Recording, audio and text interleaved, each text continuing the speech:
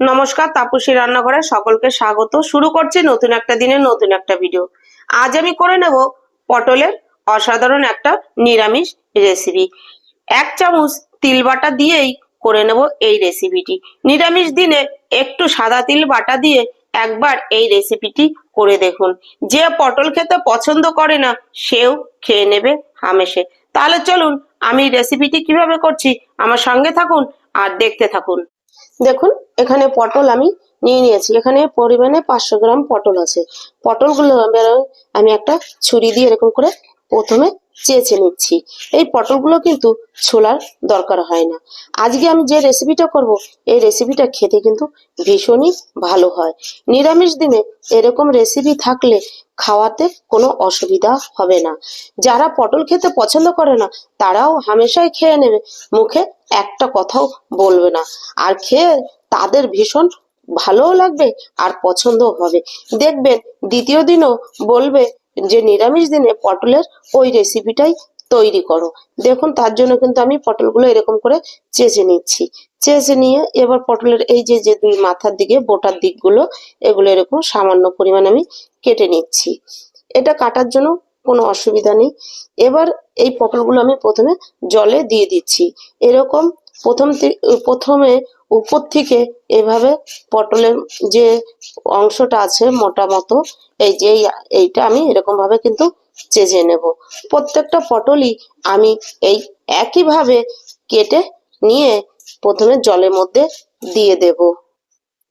দেখুন, পটলগুলো কেটে আমি ভালো করে ধুয়ে নিয়েছি।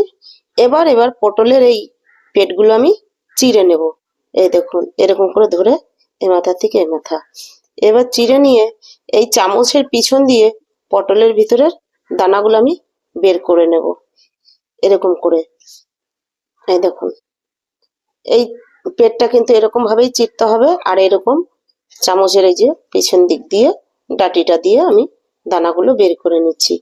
এখন তো নতুন পটল, তাই দানাগুলো কিন্তু বেশি মোটা নয়। দেখুন, একদম কচি কচি দানা। আশা করছি আমার এই ভিডিওটা আপনাদের কাছে ভালো লাগবে।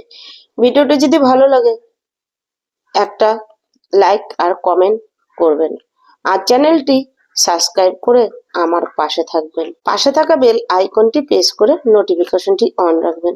যখনই আমি এরকম নিত্য নতুন ভিডিও আপলোড করব পৌঁছে যাবে সবার আগে আপনাদের কাছে। আর যারা এখনো পর্যন্ত আমার নতুন বন্ধু আমার ভিডিও দেখছেন, চ্যানেলটি সাবস্ক্রাইব করেননি, চ্যানেলটি সাবস্ক্রাইব করে আমার পাশে থাকবেন।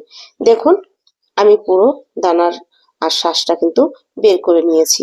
এভাবেই প্রত্যেকটা পটলেরই এরকম করে পেটটা কেটে নিয়ে তারপরে এর থেকে দানাটা বের করে নিতে হবে। পুর পটল বা পটলের দোলমা, না এটা পটলের দোলমা না, এটার আলাদা একটা নাম আছে। এই দেখুন, প্রত্যেকটা পটলকে কেটে এভাবে আমি ভিতরের শ্বাসটা বের করে নেব। প্রত্যেকটা পটলের ভিতর থেকে দেখুন শ্বাসগুলো বের করে নিয়েছি। এবার এই পটলের মধ্যে আমি দিয়ে দিচ্ছি এই দেখুন সামান্য নুন, দিয়ে দিচ্ছি সামান্য হলুদ, দিয়ে দেবো সামান্য চিনি। এবার সবগুলো দিয়ে পটলটা মেখে নিচ্ছি। এই রেসিপিটা একবার আপনারাও দেখে ট্রাই করবেন। নিরামিষ দিনে ভীষণ ভালো লাগে খেতে। আর যারা পটল পছন্দ করে না তাদের কাছেও এটা খেতে ভীষণ ভালো লাগবে। এভাবে নুন হলুদ মেখে রাখলে পটলের এইটার গায়ে যে এক্সট্রা জল আছে সেটা বেরিয়ে যাবে, আর নুন আর চিনিটা এর ভিতরে ভালোভাবে লাগলে বা প্রবেশ করলে ভালোভাবে নরম হবে এবং টেস্টটা বেশ ভালো হবে। তার জন্য এভাবে আমি একটু নুন হলুদটা মেখে নিলাম। রান্নার জন্য কড়াই বসিয়ে দিয়েছি, দিয়ে দিচ্ছি এখানে তেল। এখানে 1 টেবিল চামচ তেল দিয়ে দিচ্ছি। তেল গরম হয়ে গেছে। এবার দিয়ে দেবো এই যে পটলের ভিতর থেকে বের করে রাখা শাক। এটা কিন্তু আমি আর টেস্ট করিনি, ওই রকমই দিয়ে দিয়েছি। এই দানাগুলো যেহেতু একদম নরম তাই এটা কিন্তু পেস্ট করার দরকার নেই। এবার দিয়ে ভালো করে আমি মিশিয়ে নিচ্ছি। দিয়ে দিচ্ছি সামান্য একটু আদা বাটা, 1/2 চা চামচ কাঁচা লঙ্কা বাটা। কাঁচা লঙ্কার আদা দিয়ে ভালো করে আমি পটলের এই শাঁসটার সঙ্গে মিশিয়ে নেব। এর কাঁচা গন্ধ চলে যাওয়া পর্যন্ত একটু নেড়ে চেড়ে নেবো 1 থেকে 2 মিনিট। সামান্য একটু ধনে গুঁড়ো, সামান্য একটু জিরে গুঁড়ো, সামান্য একটু হলুদ গুঁড়ো দিয়ে দিতে হবে পরিমাণ মতো নুন। সবকিছু দিয়ে আমি আরো 2 থেকে 3 মিনিট এটা রান্না করে নেব। এবার দিয়ে দেব সামান্য একটু গরম মশলা গুঁড়ো। এখানে একটু গরম মশলা গুঁড়ো কিন্তু দিলে সেন্টটা ভালো হবে, তার জন্য দিয়ে দিয়েছি। এবার গরম মশলাটা দিয়ে ভালো করে মিশিয়ে নেব।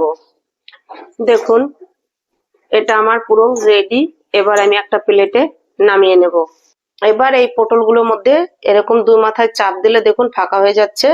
এর মধ্যে পুরটা আমি অল্প অল্প করে দিয়ে দেব, কারণ প্রত্যেকটার মধ্যেই কিন্তু এই পুরটা আমাকে দিতে হবে, তাই কিন্তু আমি অল্প অল্প করে এই দেখুন দিয়ে দিচ্ছি। এভাবে প্রত্যেকটা পটলের মধ্যে আমি এই পুর ভরে নেব। দেখুন প্রত্যেকটার মধ্যে কিন্তু আমি পুরটা এই যে পুরো পুরটা ভরে নিয়েছি। কড়াইতে আমি 3 টেবিল চামচ পরিমাণ তেল দিয়েছি, তেল গরম হয়ে গেছে। এবার পটলগুলো আমি দিয়ে দিচ্ছি। এই পটলগুলো আমি হালকা লাল করে ভেজে নেব। এতে পটলের গায়ের কাঁচা গন্ধটাও চলে যাবে আর পটলটাও কিন্তু বেশ ভালো নরম হয়ে যাবে। এইভাবে কিন্তু ভেজে নিতে হবে এই রেসিপিটার জন্য।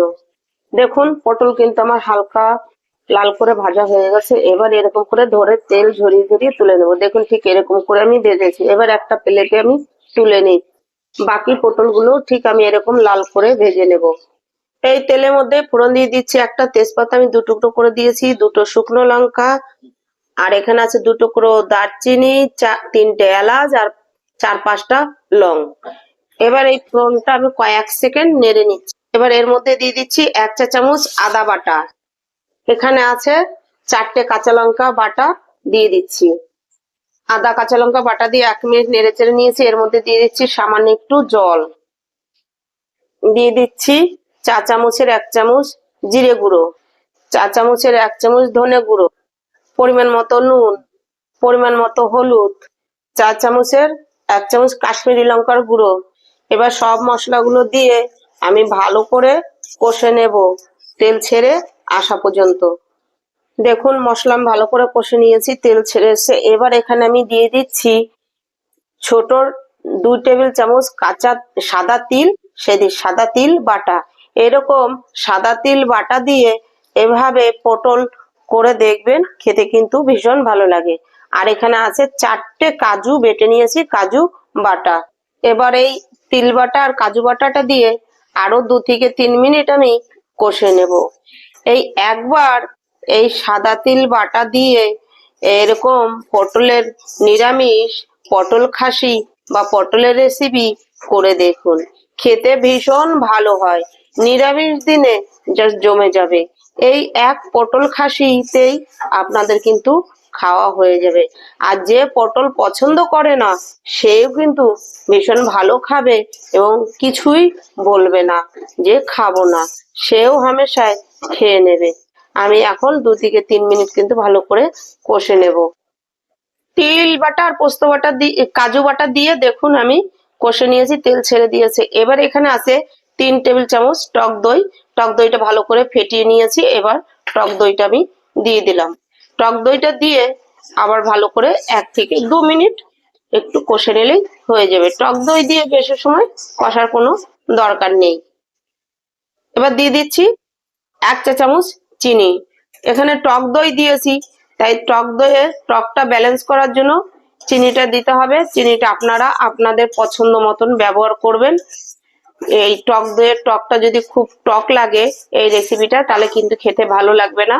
তার জন্য সেই টকটা ব্যালেন্স করার জন্য সেইভাবে দিতে হবে। দইটা কিরকম টক সের উপরে নির্ভর করবে আপনাদের চিনি দেওয়াটা। এবার দিয়ে আমি ভালো করে আবার মিশিয়ে নেব। টক দই দিয়ে আমি আরো 2 থেকে 3 মিনিট কষে নিয়েছি। দেখুন তেল ছেড়ে দিয়েছে। এবার দিয়ে দেবো ভেজে রাখা পটলগুলো। এবার পটল দিয়ে আমি এই মশলার সঙ্গে ভালো করে মিশিয়ে দেবো। নিরামিষ দিনে এরকম পটলের রেসিপি যদি থাকে না, খেতে কিন্তু ভীষণ ভালো লাগে। আর এখন যেহেতু নতুন পটল, এই পটলগুলো খেতে খুবই ভালো লাগে। পটলগুলো যেহেতু নরম, তার জন্য এখনো পটলের মধ্যে দানা হয়নি আর পটলগুলো বেশি শক্ত না। এবার দিয়ে দেখুন মশলার সঙ্গে ভালো করে আমি মিশিয়ে নিচ্ছি। এবার দিয়ে দেবো সামান্য একটু জল, খুব বেশি জল দেবো না। এই 1 কাপের মতো জল আমি এখানে দিয়ে দিচ্ছি। জল দিয়ে এবার দেখুন ভালো করে আমি মিশিয়ে দিচ্ছি। এটা কিন্তু খুব গ্রেভি হবে না, ঝোল হবে না, গ্রেভি টাইপের হবে। তার জন্য কিন্তু এখানে বেশি জল দেওয়ার দরকার নেই। আর পটলগুলো দেখুন যখন ভেজেছি একদম সিদ্ধ হয়ে গেছে, তার জন্য অল্প পরিমাণ জল এখানে দিতে হবে। এবার দিয়ে আমি কিন্তু ফুটতে দেব ভালো করে, ফুটে আসা পর্যন্ত আমি অপেক্ষা করছি। দেখুন পটল দিয়ে আমি 3 মিনিট ফুটিয়ে নিয়েছি। এবার দিয়ে দিচ্ছি গরম মশলা গুঁড়ো। গরম মশলা গুঁড়ো দিয়ে এবার আমি ভালো করে মিশিয়ে নেব। গরম মশলার সেন্টটা যেন প্রত্যেকটা পটলের মধ্যে বা এই গ্রেভির মধ্যে ভালো করে মিশে যায়। দেখুন গরম মশলা দিয়ে আমি মিশিয়ে দিয়েছি আর 1 মিনিট ফুটিয়ে নিয়েছি, উপর থেকে তেল ছেড়ে দিয়েছে। এবার আমি একটা প্লেটে নামিয়ে নেব।